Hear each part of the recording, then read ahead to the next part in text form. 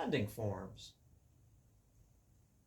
Do you really need bending forms? And I would have to say you don't really need bending forms because you can use the heat from a fire, or you can steam, and you can certainly bend stuff over your knee. Done that many times.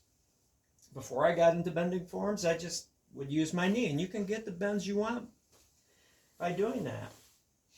I have gotten to using bending forms just to get prettier curves, you know, because sometimes the stave isn't like flat. You get a gink in it, and it kind of changes things around. And also, you'd have the benefit of aligning tips, like I did on Will's bow, which is currently being sized.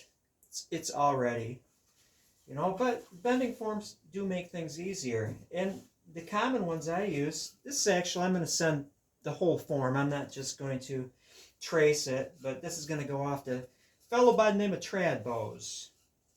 I'm just going to send the form to it. And I could have done it Friday and Saturday, but like time just slipped away. It's been kind of hectic out here. But I've got my common for reflexing handles on horse bows. And then I've got kind of a derivation of it. It's not a symmetrical curve. It actually is kind of a ever-increasing curve. And this is for the limbs. And I can do the center of the handle and then limb. And I've got pairs of these things. And then, so I can, in one session, completely steam a bow. Can have like the series of 1, 2, and then 3 on a bow at one time. Then I've got specialized things. I've got specialized bending forms. This one I really do like, and I personally feel it's pretty important, because if I steam a bow and I get the bend into it, and then I want to fire harden it, what happens when you steam a bend into a bow, or steam bends into a bow and then fire harden it, you can lose what you have steamed. And so I came up with this thing in a way of, yeah, like that. Having the belly completely exposed so I can fire harden with no interruptions from the little pads that go over where the clamps are. 2 clamps here, because I've already got the bend in it, fits this form. Fire harden it to a point, move the clamps to these outboard, and then do the whole thing. And in the case of Will's bow, I reversed it and steam bent the bends into it, and I was able to move the bow over, jimmy a side bend into it to align the tip. So this is pretty handy. And what I found too, I didn't know, because it's 2 pieces, right?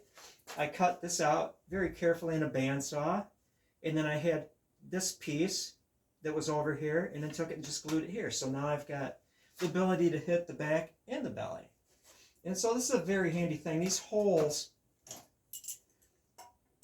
are for clamps, either way. So I could have clamp, I could have a bunch of clamps, you know, to really cinch the thing down. And this worked. In the case of, again, Will's bow, is able to reclaim the alignment, string alignment. Then I've got this doohickey. This is that long one. And it looks like I'm building a little bridge here, but I'll put the bows in here, belly side up, so I can fire harden a reflex into it. This is a wedge. Then I put the bow through here and then drive this wedge in to tighten it, because without this and just clamping the tips, when I fire harden one side, it'll like soften, and I'll get all the bend here, and then it won't be symmetrical. So I found I have to really bind the handle into the thing to get it to work. And then this specialized clamp, I call it my tip wrench. It has a hole through it.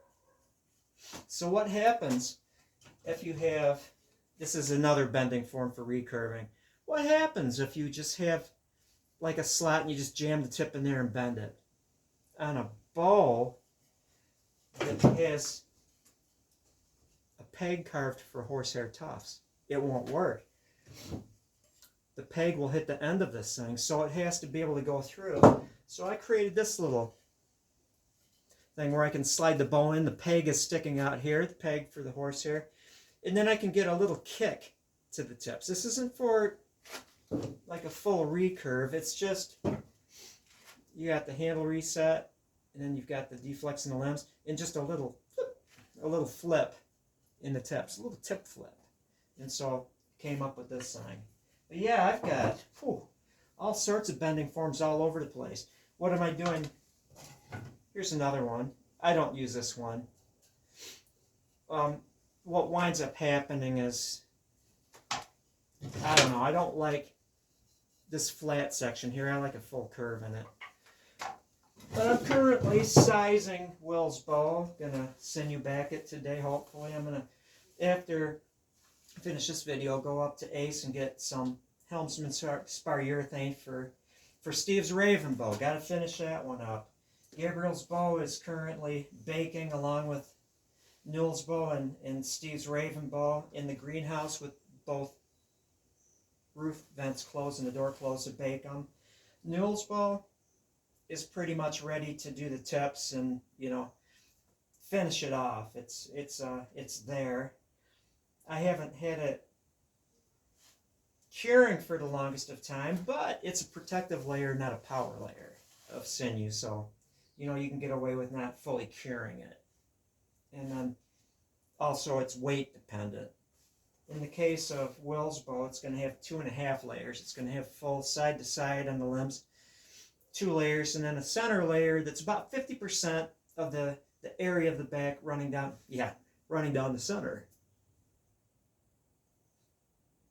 I'm a TikTok girl. Listen to me. I'm going to pinch your head. Well, that's about it. Off to run the Ace. Have a good one, and thank you for watching.